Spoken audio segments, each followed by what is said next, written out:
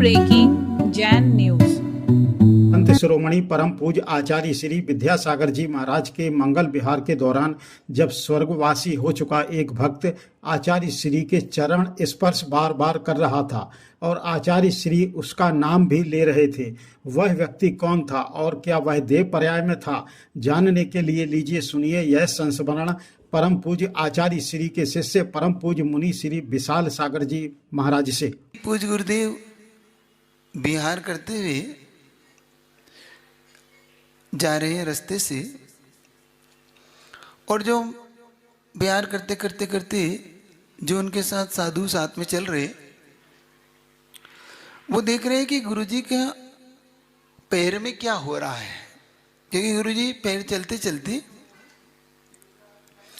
गुरुजी ने अचानक रुके और अपने पैर को एक हल्का सा, जैसे अपन किसी को अलग करते ना, अपने पैर को कोई छू रहा हो और छूती छूती गुरुजी जैसे अलग नहीं करती थी, तो उन्होंने इस तरीके से झटका पैर को हल्का सा दिया।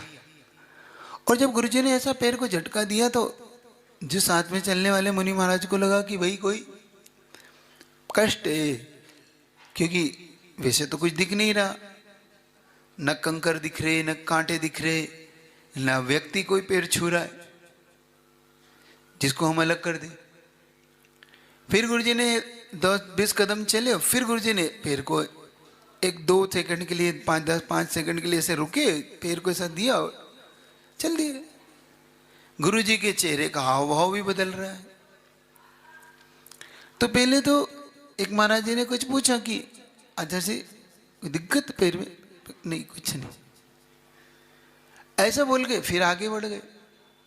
जब आगे बढ़ गए तो लगा कि कोई कष्ट तो जरूर है, गुरुजी को बता नहीं रहे।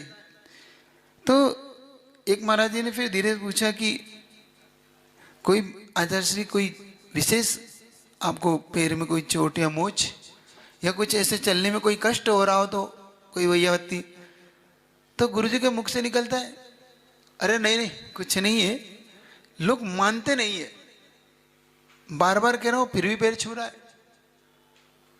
महाराज जी लोग आश्चर्य पड़ गए कि भाई दिख कोई नहीं रहा, गुरु जी ऐसा क्यों करे, पैर छू रहे? और गुरु जी के मतलब वही ऐसा कह के वह कारी वाला इतना कह के गुरु जी ने शब्दों को वही स्टॉप कर दिया। तो जो मुनि महाराज साथ में चल रहे थे वो कभी पहचानते थे, क्योंकि ये जो श्रावक थे ये सिद्धिचेत आरजी के पास टीकमगढ़ के मध्य प्रदेश से लगभग 25 किलोमीटर दूर आरजी के पास है। आरजी के से 25 किलोमीटर दूर कारी गांव है, उस कारी के रहने वाले थे ये। उस समय जब गुरुजी ने 1985 में जब चातुर्मास किया आरजी, तो ये अपनी पूरी साइकिल पे अपने मित्रों के साथ गुरुजी के प्रतिदिन आते थे दर्शन करने, वैयावती करना, चरण छूना इत्यादि करते थे। तो ये उस कारी गांव के श्रावक थे। तो गुरुजी कहते वही कारी वाला। तो वो जो मुनि महाराज थे बहुत थोड़ी देर के लिए आश्चर्यचकित होके तो गुरुजी से कहते हैं, गुरुजी वो तो बहुत दिन पहले दिगंबत, मतलब वो तो संसार से चले गए, उनका तो मरण हो गया। तो कहते हैं हाँ हाँ वही तो बार बार पैर छू रहा है।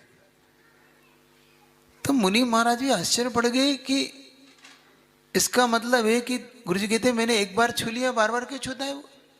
देखो लोग मानते नहीं है। तब महाराज को लगा कि ऐसी भी अगम्य आत्माएं भी होती हैं जो मनुष्य पर्याय में तो गुरुजी की भक्त थी, मरने के बाद देवता बनने के बाद भी वो भक्त बनी रही और आती रही और छूती रही, गुरुजी की वैयावती करती रही। मतलब ऐसे भी लोग बहुत थे।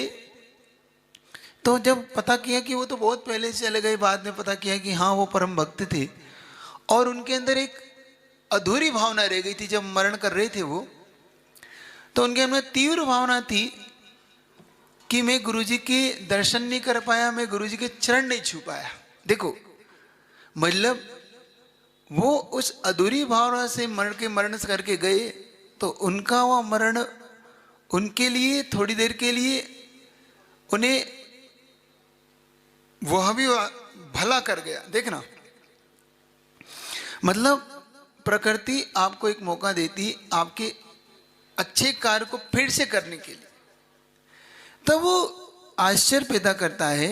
ऐसी महान आत्माओं के साथ कभी जुड़ भी जाओ तो देखो, महान आत्माएं स्वयं अपने साथ भी लोगों को भी जोड़ लेती, जबकि गुरुजी कभी भी उनसे कुछ नहीं अपेक्षा नहीं रखते कि कोई आए या ना आए।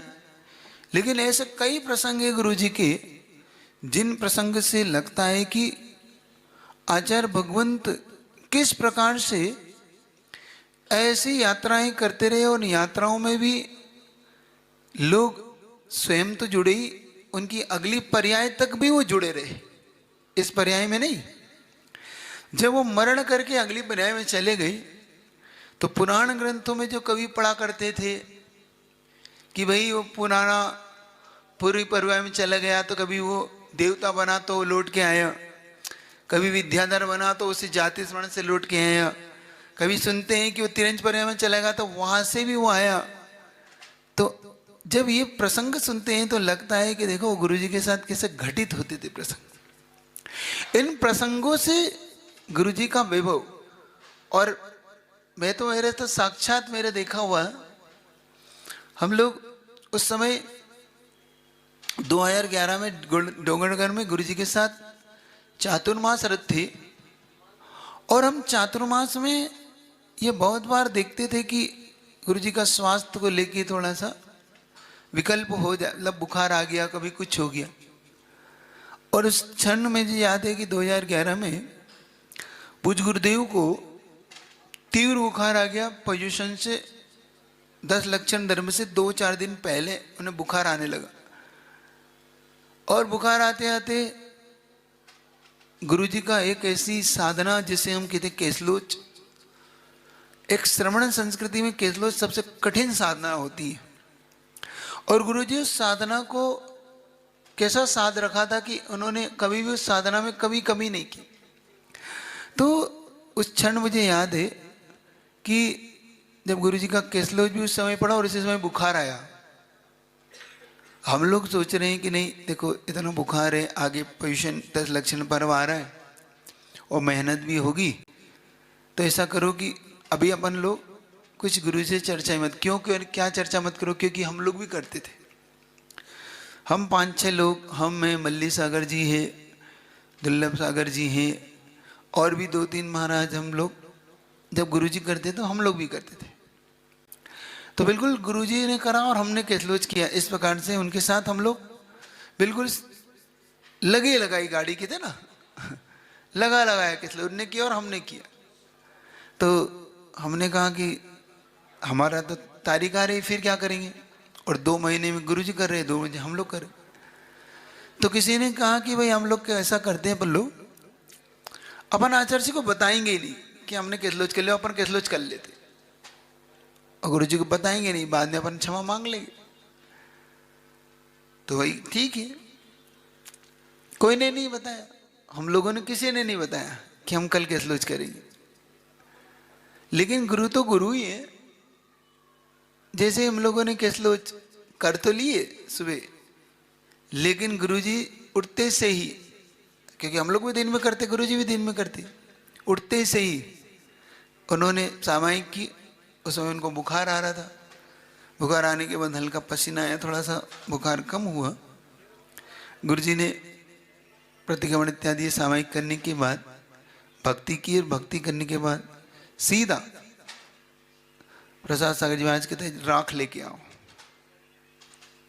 राख लाओ, मतलब केसलोच। तो सबने निवेदन किया, नहीं आचार्य से आपको बहुत दुख आ रहे और ये है। गुरु जी के नहीं, कुछ नहीं, जितना कहा है उतना करो बस। तो हाथ लगा के देखा तो बुखार तो कम है भाई, मतलब ऐसा लग रहा है कि उतर सा गया हो। जब सोए थे तब बुखार, उठे तब बुखार, और सामयिक के बाद बुखार गायब, और केसलोच का समय आ रहा और बुखार बिल्कुल 0 हो रहा। अब महाराज वहाँ पे दुर्लभ सागर जी वगैरह कह रहे हैं नहीं आचार्य से अभी नहीं, हम नहीं करने देंगे आचार्य कि चलो रास्ता छोड़ो, पहले वो केसलोच राख आने दो। और राख आने के बाद बहुत सारी पापा, क्योंकि सबकी अपनी अपनी भावनाएं रहती है, और गुरुजी ने वही अपने केसलोच शुरू किया, अपने हाथों से केसलोच किया और पता पड़ा कि केसलोच करने के बाद पुनः बुखार आ गया। देखो, पहले नहीं, पहले बुखार, केसलोच के समय नहीं और बाद में, और पसीना पसीना हो रहा है, निचो दिया। उस दिन ऐसा लगा कि कोई विशेष ही कोई ऐसा व्यक्ति जैसे आया हो जिसने 2 घंटों के लिए बुखार दूर किया हो और पुनः उन्हें स्वस्थ बना के पुनः अपने बुखार ने उन्हें घेर लिया। और हम लोग सब देखते रहे कि क्या हो रहा है। आश्चर्यचकित रहते थे हम लोग कि जिसका कभी विचार भी नहीं आता, विचार भी नहीं सोच सकते कि ऐसी घटनाएं भी। तो ये अगम्य कुछ चीजें ऐसी होती हैं जो उन्हें विशेष बनाती है। उनकी भक्ति करने उनके लिए कौन कहाँ से आएगा, हम सोचते रह जाते हैं कि उनकी भक्ति आचार्य हसरी की हम ही करेंगे। अब बहुत बार प्रश्न ये भी उठता है कि फिर कई बार ऐसा मन में, लोगों के मन में ऐसा विचार आता है, देखो, कि फिर गुरुजी ठीक क्यों नहीं होते थे, या कई बार ऐसा कि फिर भी गुरुजी इस प्रकार से क्यों घटना घट जाती है। धर्मात्मा को ना लगता है ना कि बहुत से लोग के बहुत से प्रश्न उठते हैं। एक बात याद रखो, कभी गुरुजी ने नहीं चाहा कि ऐसा हो, फिर भी ऐसा होता है, पहली बात। लेकिन जब आप ही उसे अंदर से नकार दो कि नहीं, मुझे स्वीकार ही नहीं है, मतलब वैयावृत्ति करने वाला वैयावृत्ति तब कर सकता है जब आप उस वैयावृत्ति को स्वीकारते हैं। लेकिन जब आप वैयावृत्ति को ही नहीं स्वीकारते तो फिर आपकी वैयावृत्ति कैसे की जा सकती है। तो मैं इतना कह सकता हूं कि जब वो स्वीकारना ही बंद कर दिया उन्होंने वैयावृत्ति, फिर चाहे मनुष्य करे चाहे देवता करे, वैयावृत्ति हो कैसे आएगी। क्योंकि कुछ चीजें ऐसी होती है जिनमें आप जब तक उसे स्वीकार ना कर लो तब तक वो महान शक्तियां भी आपके लिए कुछ नहीं कर सकती। ऐसा जब बार बार हम देखते थे, कई घटनाएं जीवन में उनकी चरणों में बैठकर देखा, कहाँ से कौन वैयावृत्ति कर रहा है, कौन अगम्य शक्तियां हैं जो वहाँ से आई, अपना काम की, चली गई। लोग सिर्फ उन्हें खोजते रहे, देखते रहे,